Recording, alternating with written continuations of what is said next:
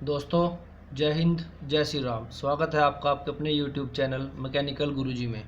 दोस्तों, पिछले लेक्चर में हमने वेल्डिंग के कुछ डेफिनेशंस और कुछ बेसिक टर्म्स जो वेल्डिंग की स्टडी के दौरान आप यूज़ करोगे को हमने पढ़ा था, और वेल्डिंग के टाइप्स के बारे में एक ओवरव्यू मैंने आपको दिया था कि कितने वेल्डिंग के टाइप्स होते हैं।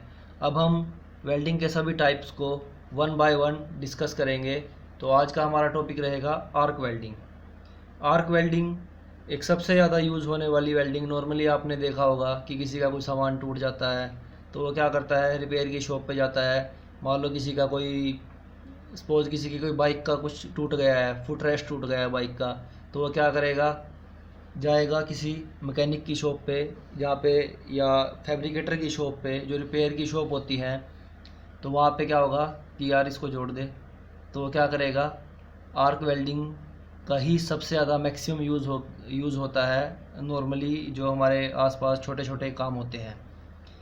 ठीक है दोस्तों, तो आज हम सबसे पहले उसी आर्क वेल्डिंग को स्टडी करेंगे जो आप नॉर्मली रूटीन में देखते भी हो।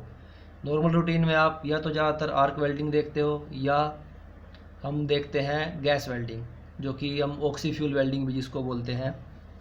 तो उसके बारे में हम अपने नेक्स्ट लेक्चर में स्टडी करेंगे। आज का हमारा लेक्चर रहेगा आर्क वेल्डिंग के ऊपर। ठीक है दोस्तों, तो चलिए शुरू करते हैं आर्क वेल्डिंग। अब आर्क वेल्डिंग में जैसे कि आप नीचे डायग्राम देख सकते हो, ये हमारे पास एक बेस मेटल है जिसके ऊपर आपको वेल्डिंग करनी है। अब वेल्डिंग जब हम करते हैं तो ये पहले इसके कंपोनेंट्स देख लीजिए। बेस मेटल के ऊपर ये हमारा एक इलेक्ट्रोड जो हमारी पावर मशीन है या वेल्डिंग मशीन है जिससे हमें सप्लाई मिलती है, this is our power supply. अब पावर सप्लाई के एक एंड से, अगर ये suppose this is AC power supply, तो इसके एक एंड से इलेक्ट्रोड जुड़ा होगा और दूसरा इसका एंड जो कि आप ये मान सकते हो कि suppose this is a phase and this is neutral, तो यह ग्राउंड। तो एक एंड से इलेक्ट्रोड जुड़ा होगा और ग्राउंड हमने किया होगा वर्कपीस को। तो अब इसमें वेल्डिंग स्टार्ट कैसे होती है, सबसे पहले हम क्या करते हैं, जो इलेक्ट्रोड है उसको वर्कपीस से टच कराया जाता है, और टच करने के साथ ही शॉर्ट सर्किट होता है। और उससे क्या होता है, अब आपने घरों में भी देखा होगा, अगर आप इलेक्ट्रिसिटी की दो वायर्स को लो, एक लाइव वायर और एक न्यूट्रल वायर, अगर आप दोनों को आपस में टच करोगे, आपको ऐसे करके नहीं देखना है, जस्ट आपको एक एग्जांपल दे रहा हूँ। अगर आप दो वायर को टच करोगे तो क्या होगा, एक हाई आर्क प्रोड्यूस होती है। जैसे कि आपने एक नॉर्मल सा एक कंसेप्ट है इलेक्ट्रिसिटी का एक कंसेप्ट है कि जैसे अगर आप न्यूट्रल और फेज या लाइव वायर और न्यूट्रल को आपस में विदाउट एनी रेजिस्टेंस टच कर दोगे, विदाउट एनी लोड आपस में मिला दोगे, तो क्या होगा, एकदम से शॉर्ट सर्किट हो जाएगा और हाई करंट फ्लो करेगा। तो वही सेम कंसेप्ट वेल्डिंग में भी यूज़ होता है, जो हमारे पास एसी वेल्डिंग है, एसी आर्क वेल्डिंग। अब इसमें क्या होगा, जैसे ही आप इलेक्ट्रोड को वर्कपीस से टच कराओगे तो शॉर्ट सर्किट होगा और एक आर्क प्रोड्यूस होगी। उसके बाद टच करने के बाद थोड़ा सा गैप मेंटेन किया जाता है, नॉर्मली 4 mm टू 6 mm का, जिससे क्या होती है, एक कंटिन्यूस आर्क बनी रहती है। कंटिन्यूस आर्क बनने से क्या होगा, जैसे हमारे पास ये एक इलेक्ट्रोड है, इसके ऊपर फ्लक्स की कोटिंग की हुई है, तो जो ये इलेक्ट्रोड है ये किसका काम करेगा, फिलर मेटल का। और इससे एक जो आर्क प्रोड्यूस हो रही है, फिलर मेटल मेल्ट होगा और ड्रॉपलेट्स की फॉर्म में जो हमारा बेस मेटल है जिसको हमने आर्क की हेल्प से हीट किया है, उसके ऊपर डिपॉजिट होता चला जाएगा। ये हमारी जो डायरेक्शन है वेल्ड की, this is a weld direction. तो ये जो मेटल हमने यहाँ से वेल्डिंग शुरू की है, और ये मेटल क्या हो रहा है, सॉलिडिफाइड हो रहा है, और सॉलिडिफाइड इस टाइप से हमारी क्या हो रही है, वेल्डिंग हो रही है। अब जो वेल्डिंग के ऊपर ये कोटिंग हो रखी है, इसके कारण क्या होता है, एक स्लैग फॉर्मेशन होता है। वेल्डिंग के ऊपर एक स्लैग फॉर्मेशन होता है, और एक शिल्डेड गैस, जो फ्लक्स जब मेल्ट होता है तो एक शिल्डेड गैस, जो जिसको हम प्रोटेक्टिव गैस भी बोल सकते हैं, जो मेटल वेल्ड हो रहा है, या सॉरी जो फिलर मेटल है हमारा, उसके सराउंडिंग में एक प्रोटेक्टिव गैस आ जाती है जो इसको ऑक्सीडेशन से बचाती है। तो ये एक स्लज फॉर्म होता है जिसको बाद में चिपिंग हैमर की हेल्प से या सिंपल हैमर की हेल्प से हम क्या करते हैं, रिमूव करते हैं। और रिमूव होने के बाद जो हमारा मेटल है वो बेस मेटल के साथ, जो वेल्ड मेटल है बेस मेटल के साथ पूरी तरह से सॉलिडिफाइड होकर एक जॉइंट बनाता है। तो दोस्तों ये तो एक बेसिक कंसेप्ट है कि वेल्डिंग, आर्क वेल्डिंग है क्या। अब आर्क वेल्डिंग में हमने जैसे डिस्कस किया, दो टाइप से हमारे पास आर्क वेल्डिंग है।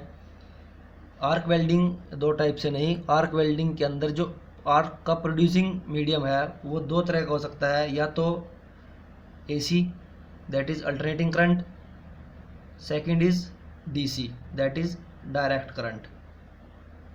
अब या तो आप जो आर्क प्रोड्यूस करेंगे AC वोल्टेज की हेल्प से प्रोड्यूस करेंगे या DC वोल्टेज की हेल्प से प्रोड्यूस करेंगे।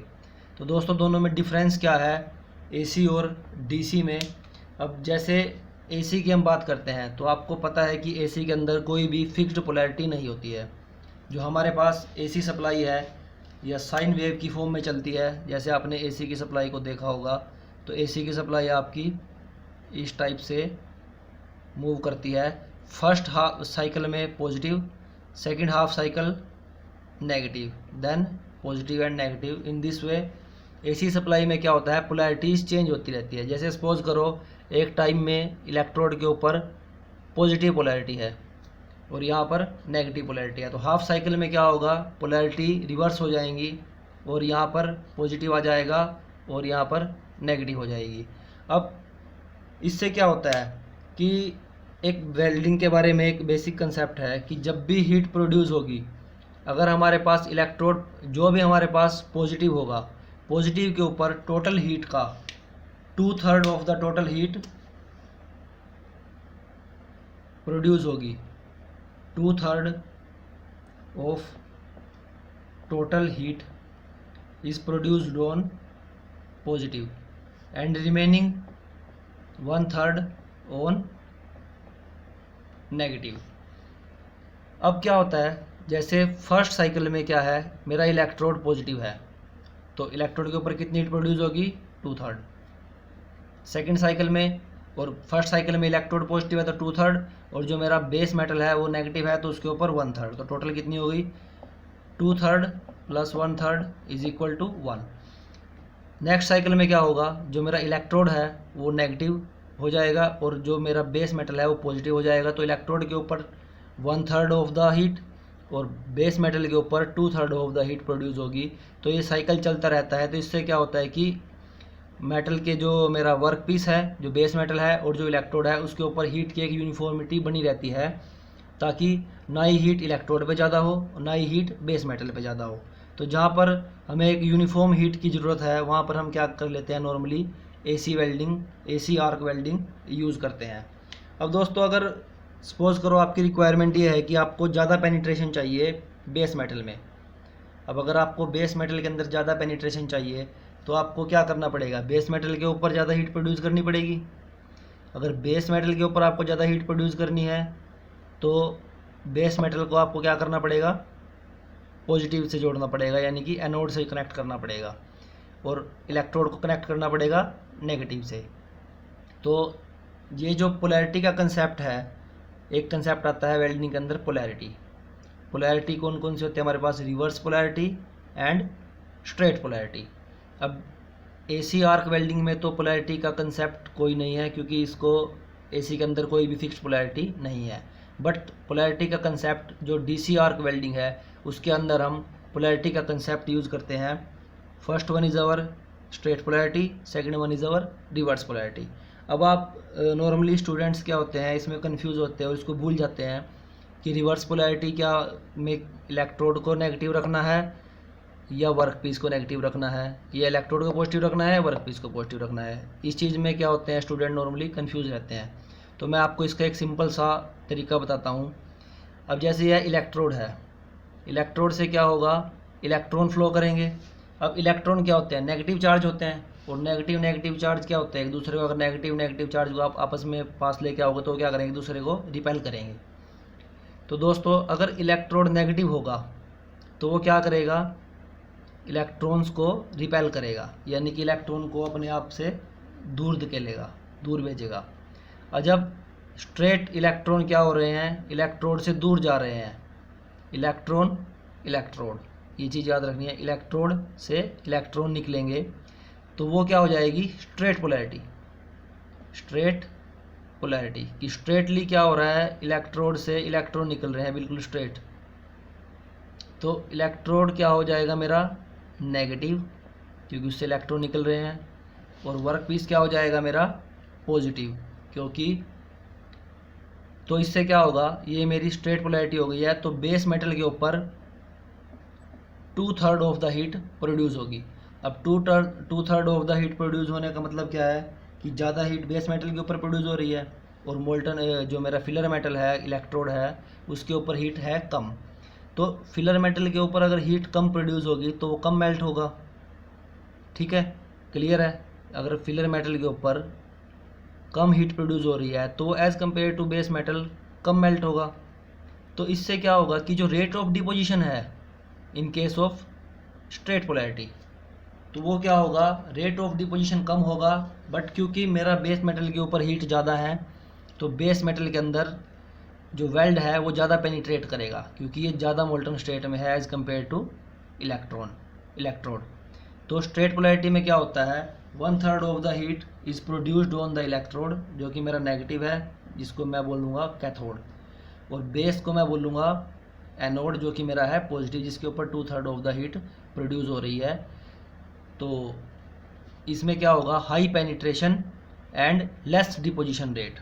स्ट्रेट पोलैरिटी का ये आपको याद रखना है। मैं इसको थोड़ा सा साफ कर देता हूँ। जैसे कि स्ट्रेट पोलैरिटी की अगर बात करें, स्ट्रेट पोलैरिटी ये होता है डीसी आर्क वेल्डिंग में। DC arc welding straight polarity में इलेक्ट्रोड कैसा रहेगा, नेगेटिव, और बेस मेटल कैसा रहेगा, पॉजिटिव। ठीक है दोस्तों, तो इसमें क्या होगा, मोर पेनिट्रेशन मैंने आपको बताया था कि जो मोल्टन मेटल है या जो वेल्ड है वो कितनी अंदर तक बेस मेटल में पेनिट्रेट कर रहा है, उसको हम बोलते हैं penetration. More penetration, less deposition rate. Less deposition rate, अब लेस डिपोजिशन रेट का मतलब कि मोल्टन मेटल जो मेरा फिलर मेटल है वो कम मेल्ट हो रहा है। ठीक है, और अब इसका अगर हम बात करें रिवर्स पोलैरिटी की, तो रिवर्स पोलैरिटी क्या है, जस्ट इसका अपोजिट। रिवर्स पोलैरिटी में क्या होगा, जो मेरा इलेक्ट्रोड है वो क्या रहेगा, पॉजिटिव। पॉजिटिव का मतलब 2/3 of heat is produced on electrode, and जो बेस मेटल है उसके ऊपर नेगेटिव, एंड 1/3 ऑफ हीट। ठीक है, यहाँ पे 1/3, यहाँ पे 2/3। अब इसमें क्या होगा, रिवर्स पोलैरिटी के अंदर इलेक्ट्रोड मेरा क्या है, पॉजिटिव है, तो इलेक्ट्रोड के ऊपर ज़्यादा हीट आ रही है। अब इलेक्ट्रोड के ऊपर अगर ज़्यादा हीट आ रही है तो इलेक्ट्रोड क्या होगा, ज़्यादा मेल्ट होगा। और जो मेरा वर्क पीस है, जो बेस मेटल है, उसके ऊपर हीट कितनी है, सॉरी दिस इज 3, जो मेरा बेस मेटल है उसके ऊपर हीट कितनी है, 1/3। तो यानी कि जो बेस मेटल है उसके ऊपर कम हीट आएगी एज़ कम्पेयर टू इलेक्ट्रोड, तो पेनिट्रेशन क्या है, कम होगी। तो इसके अंदर सिंपली लेस पेनिट्रेशन, सेकंड मोर डिपोजिशन रेट। डिपोजिशन मैंने आपको कल बताया था कि इसको हम केजी पर आवर में नॉर्मली लिखते हैं कि कितने केजी वेल्ड जो है पर आवर बेस मेटल के ऊपर आ रहा है, उसको हम क्या बोलते हैं, डिपोजिशन रेट। तो दोस्तों एसी आर्क वेल्डिंग का मैं फिर से एक बार रिपीट कर देता हूँ। एसी आर्क वेल्डिंग में पोलैरिटी का कोई कंसेप्ट नहीं है, क्योंकि वहाँ पर कोई फिक्स पोलैरिटी नहीं है। तो वहाँ पे क्या होती है, यूनिफॉर्म हीट जनरेट होती है। एक साइकिल में वर्क पीस के ऊपर हीट 2/3 रहेगी, और एक साइकिल में जो मेरा इलेक्ट्रोड है उसके ऊपर हीट 2/3 रहेगी। बट डायरेक्ट करंट जो आर्क वेल्डिंग है, डीसी आर्क वेल्डिंग है, उसके अंदर पोलैरिटी का कंसेप्ट आता है, that is straight polarity and reverse polarity. Straight polarity में आपने देख लिया इलेक्ट्रोड नेगेटिव, इलेक्ट्रोड क्या है मेरा, इलेक्ट्रॉन को फ्लो करा रहा है, तो इलेक्ट्रोड से सीधे इलेक्ट्रॉन फ्लो कर रहे हैं, that means it's a straight polarity. और रिवर्स पोलैरिटी में क्या हो रहा है कि बेस मेटल को मैंने नेगेटिव बनाया है, तो बेस मेटल से ऊपर की तरफ उल्टे रिवर्स डायरेक्शन में इलेक्ट्रॉन जा रहे हैं, तो वो क्या हो गया मेरे पास, रिवर्स पोलैरिटी। तो आई होप आपको ये पोलैरिटी का कंसेप्ट क्लियर हो गया होगा। अब आप ये खुद से भी आइडिया लगा सकते हैं कि कौन सी वेल्डिंग, डीसी आर्क वेल्डिंग में स्ट्रेट पोलैरिटी हमें कब यूज़ करनी है और रिवर्स पोलैरिटी हमें कब यूज़ करनी है। बीइंग ए इंजीनियर आप ये चीज़ का आइडिया भी लगा सकते हो कि जैसे मेरे पास अगर मुझे किसी थिन वर्क पीस को वेल्ड करना है थिन, जिसकी थिकनेस लेस देन 5 mm है, तो मैं स्ट्रेट पोलैरिटी यूज़ करूँगा या रिवर्स पोलैरिटी यूज़ करूँगा। तो देखिए दोस्तों, अगर आपको किसी लेस देन 5 mm यानी कि थिन शीट को आपको वेल्ड करना है, तो अगर आप उसको स्ट्रेट पोलैरिटी में यूज़ करोगे तो क्या होगा कि बेस मेटल के ऊपर 2/3 हीट आ जाएगी और इलेक्ट्रोड 1/3, तो बेस मेटल क्या होगा, ज़्यादा गर्म होगा और इससे क्या होगा, आपका जो वर्क पीस है वो डैमेज हो सकता है। तो इस केस में अगर आपको थिन मेटल्स या थिन वर्क पीस आपका जो लेस देन 5 mm है उसको आपको वेल्ड करना है, तो हम नॉर्मली क्या करते हैं, रिवर्स पोलैरिटी यूज़ करते हैं, जिसके अंदर मेरा जो वर्क पीस है उसके ऊपर लेस हीट रहेगी और डिपोजिशन रेट मेरा क्या रहेगा, ज़्यादा रहेगा। इन केस आपको थिक शीट्स को वेल्ड करना है, तो थिक शीट्स में क्या होता है, मोर पेनिट्रेशन हमें रिक्वायर्ड होती है, तो इसलिए बेस को क्या किया जाता है, एनोड बनाया जाता है, पॉजिटिव बनाया जाता है, जिसके कारण हमें ज़्यादा पेनिट्रेशन मिलता है, ठीक है। और जो आप वेल्ड करोगे थिक शीट को, ईजिली आपकी क्या हो जाएंगी, वेल्ड हो जाएंगी। तो दोस्तों ये था एक कंसेप्ट हमारा आर्क वेल्डिंग से रिलेटेड कि आर्क वेल्डिंग क्या होती है। आर्क वेल्डिंग की डेफिनेशन सिंपल, कि जिसमें हम क्या करते हैं, इलेक्ट्रिसिटी की हेल्प से, आइदर इट इज़ एसी और डीसी की हेल्प से क्या करते हैं, आर्क प्रोड्यूस करते हैं। और आर्क हम 2 टाइप से प्रोड्यूस कर सकते हैं, एसी और डीसी। तो एसी का कंसेप्ट मैंने आपको बता दिया, डीसी का कंसेप्ट बता दिया।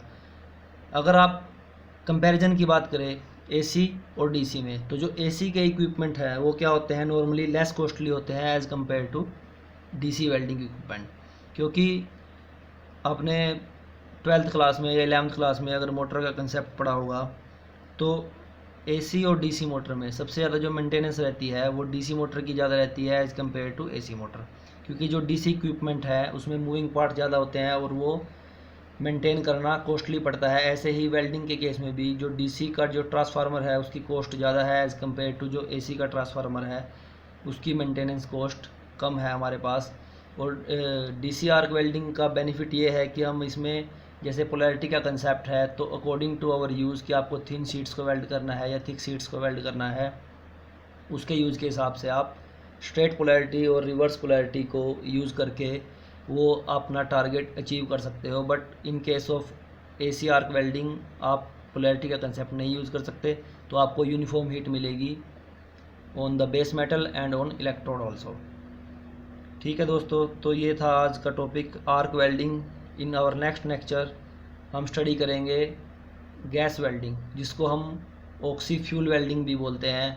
अब oxy fuel, oxy means oxygen और फ्यूल कुछ भी हो सकता है हमारा।